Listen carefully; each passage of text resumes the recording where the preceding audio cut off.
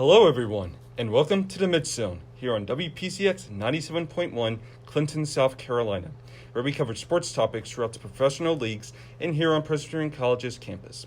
Today is Friday, March 19th. My name is Mitch Mercer, and today we will have a shorter but very special episode in which we will talk about the NFL starting free agency this week, my biggest takeaways from it, and we will discuss the 2021 NCAA men's basketball tournament and who I think will end up at the Final Four in Indianapolis. Before we get started with today's show, we do want to provide a friendly reminder that none of the ideas expressed in this show, all ideas of the school or faculty alike. Everything discussed in these shows are in line with the Title IX, the Garrett Book, and the law. All of the ideas expressed today are conceived by the students themselves and have no affiliation with any anti-government or xenophobic groups. Now, with that out of the way, we want to welcome you again to the Mitch Zone here on WPCX 97.1 in Clinton, South Carolina. And to the listeners listening to today's show, I do thank you so much for taking your time out of the day to listen to sports topics that I'm really passionate about. It means a whole lot to me personally, and I can't thank you enough for it. So, without further ado, let's enter the Mitch Zone. So like I said earlier, unfortunately we won't be covering any PC athletics today because there really hasn't been any major news going on around campus. But however, we will discuss something very major in the sports news this week, and that is NFL free agency. This past Tuesday marked the beginning of the NFL calendar year, and with that, we had several notable moves made by several NFL franchises. And I think we need to begin with a team that usually has been quiet this time of year, but however, has definitely spent money over the past week, and ladies and gentlemen, that franchise is the New England Patriots. A shocker to all, including myself. But you got to give credit. The team has made a lot of major signings this past week. Obviously, they re-signed Cam Newton for next season, but they also made a lot of other major headlines. The first major one, they signed former Los Angeles Chargers tight end Hunter Henry, signing for 3 years and $37.5 million. His career statistics are 196 receptions for 2,322 yards and 21 touchdowns. Another tight end, former Tennessee Titan Jonnu Smith, signing for 4 years and $50 million. His stats are 114 receptions for 1,302 yards and 17 total touchdowns. On the defensive side, the team brought in former Baltimore Ravens defensive end Matthew Judon for 4 years and $56 million, a two-time Pro Bowler as well. Other notable players at the Patriots side included former Eagles Super Bowl contributor Jalen Mills, receiver Nelson Aguilar, who had been an outstanding season with the Raiders this past year, Kendrick Bourne, who's been a contributor with the 49ers for the past few seasons, and of course, like I said earlier, Cam Newton appears to be the Patriots starting quarterback for next season. And of course, since we're at Presbyterian College, we cannot forget this man as well. Justin Bethel, an Orange PC alum and former football player for the Blue Hills, re-signing with the team for 3 years and $6 million, a key contributor to the Patriots special teams. Look, I think this was a surprise to everyone. I truly didn't expect this to happen, but I think you have to think about this closely. Bill Belichick watched his former quarterback in Tampa win a Super Bowl without his presence. A team that had Mike Evans, Chris Godwin, Rob Gronkowski, Scotty Miller, Cameron Brate, a good offensive line, and a Super Bowl winning defense. And with these signings by the Patriots, it's obvious. Bill Belichick knows that for his legacy, he needs to win a Super Bowl without Tom Brady to prove that he was responsible for the New England Patriots dynasty for over 20 years. And with this, he's going to do anything he can, even if it's out of his league, to get there, which includes signing the players that I just mentioned this offseason. And another thing I have to point out is this is going to help Cam Newton as well. Because look, you look at the Patriots roster last season, and the weapons that Cam Newton had, and going into the offseason with that current roster, there was no way they even had a chance to make it to the playoffs. Not even as a wild card with the talent they have currently. And look, with the players that they signed, along with Belichick's genius, I hate to say it, because I know everyone's sick of the Patriots winning all the time, but this team may be a Super Bowl contender next year. And I personally think with this signings the New England Patriots made, I think they're going to challenge the Buffalo Bills in the AFC East.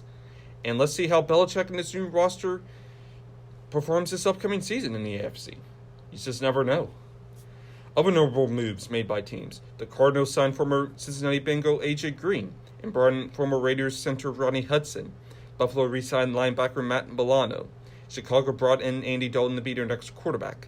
Cleveland signed safety John Johnson III from the Rams. The Packers brought back running back Aaron Jones. Houston brought in former Ravens running back Mark Ingram and Tyrod Taylor.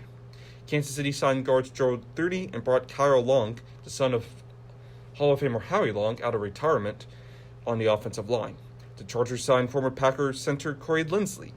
The Rams re-signed Leonard Floyd for a 4-year deal.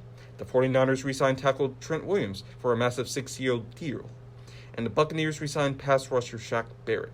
So definitely a lot of moves were made, and I expect more to take place at a near future. All right, moving on to the big news this week as well. The start of the 2021 NCAA Men's Basketball Tournament. Obviously last night, we had the first 4 games, and they were outstanding. Did not disappoint at all, especially how we basically have been waiting for nearly 2 years for March Madness to return. All 4 games were really exciting last night. Like I said, Texas Southern came back to beat Mount St. Mary's. Norfolk State avoided a meltdown against former Presbyterian College coach and current Appalachian State coach Dustin Kern's squad. Drake came back to beat Wichita State, their former league opponent in the Missouri Valley Conference, for their first tournament victory in nearly 50 years. And Michigan State fell to UCLA in overtime. A major shocker to me, and obviously that ruined my bracket a little bit as well, including the Norfolk Appalachian State contest as well. But nevertheless, I'm still going to give you my full bracket predictions and who I think will end up winning it all. We're going to begin with the West region, with the number 1 overall seed Gonzaga leading the way. And these are the teams I feel like are going to win in the first round. I have Gonzaga, Missouri, UCSB, Virginia, USC, Kansas, Oregon, and Iowa. Now moving on to the second round. I like Gonzaga over Missouri, Virginia over UCSB, Kansas over USC, and Iowa over Oregon. And for the Sweet 16, my first major upset, I have the defending champions Virginia Cavaliers beating the Gonzaga Bulldogs in the Sweet 16. Look, Gonzaga has been the most complete team in college basketball this season. They're undefeated, and Mark Few has done a really good job. Virginia, however, has been the class of the ACC, the strongest basketball conference over the past few seasons. They are the defending national champions of the tournament, I said. And Tony Bennett's squad have been known for their excellent defense, and they do have players that can shoot the basketball than they had in a really long time. And I think they pulled the upset. And as for Kansas and Iowa, I think this should be a fun contest, but I like Iowa. I've been impressed with them over this season, and Kansas at times have been up and down this year. I'll go with the Hawkeyes over the Jayhawks. Now for the West Regional Final, I'll go with Iowa over Virginia. I think it'll be a good game, but I just think Iowa is a much more talented team this year. Looking at the East region, for the first round, these are the teams I have winning. I got Michigan, LSU, Georgetown, FSU, UCLA, Texas, UConn, and Alabama. For the second round, I have an upset in LSU over Michigan, FSU over Georgetown, Texas over UCLA, and Alabama over UConn. And for the Sweet 16, I'll go with FSU over LSU. I think Florida State has really good defense. They're led by Leonard Hamilton, and I think they have their best offensive talent in years, which is why I have them winning. Texas and Alabama, I gotta go with the Crimson Tide. Nate Oates has done an outstanding job. They're the SEC champions, and I think they cruise past the Longhorns. And I have them beating the Seminoles in the Elite Eight and punching their ticket to the Final Four. For the South region, this is going to surprise some, but heck, I'm going to move forward with it. For this first round, the teams that win are Baylor, UNC, Winthrop, Purdue, Texas Tech, Arkansas, Virginia Tech, and Ohio State. And for the second round, I have Baylor over UNC, Winthrop, again shocking Purdue, Arkansas over Texas Tech, and Ohio State over Virginia Tech. And for the Sweet 16, I'm still going to ride on the Winthrop Eagles. I think they're going to beat Baylor. I think Winthrop is going to be a major sleeper in the NCAA tournament. They have lost only one game this season. I feel they should have been in the top 25 this season. Pat Kelsey's going to be a Power 5 basketball coach one day. And I think they're going to go in and they're going to shock the Baylor Bears, and that's going to ruin a lot of people's brackets. And I also have Arkansas over Ohio State. The Razorbacks have been really stellar this season, and I think they're just going to beat the Buckeyes. And for the Elite Eight, I think Winthrop's going to the Final Four. They're my Cinderella team this year. I think the game versus Arkansas should be fun to watch, but I think Winthrop is going to be the next Cinderella team to go to the Final Four. Now let's go to the Midwest. Here are the teams I see winning in the first round. I got Illinois, Loyola of Chicago, Tennessee, Oklahoma State, San Diego State, West Virginia, Clemson, and Houston. For the second round, I like Illinois over Loyola, Oklahoma State over Tennessee, San Diego State over West Virginia, and Houston over Clemson. And for the Sweet 16, I like Illinois over the Oklahoma State Cowboys and Houston beating San Diego State. And the Elite Eight, I like Illinois beating the Houston Cougars to advance to Indianapolis. Now for the Final Four. I like Iowa over Alabama and Winthrop's Cinderella run to come to an end against Illinois. And for the national championship, I think we're going to have an all Big Ten clash between the Iowa Hawkeyes and Illinois. And I like Illinois over Iowa, and the Big Ten championship drought will end. I think Brian Underwood has done an amazing job. They have a lot of first-team Big Ten and all-pros. I just think that this will be their year, and they will cut the nets in the end in Indianapolis. All right, everybody. So that's going to be another wrap on the Mitch Zone here on WPCX 97.1 in Clinton, South Carolina. Once again, I do want to provide a friendly reminder that none of the ideas expressed in this show are ideas of the school or faculty alike. Everything discussed in these shows are in line with the Title IX, the Garrett Book, and the law. All of the ideas expressed today are conceived by the students themselves and have no affiliation with any anti-government or xenophobic groups.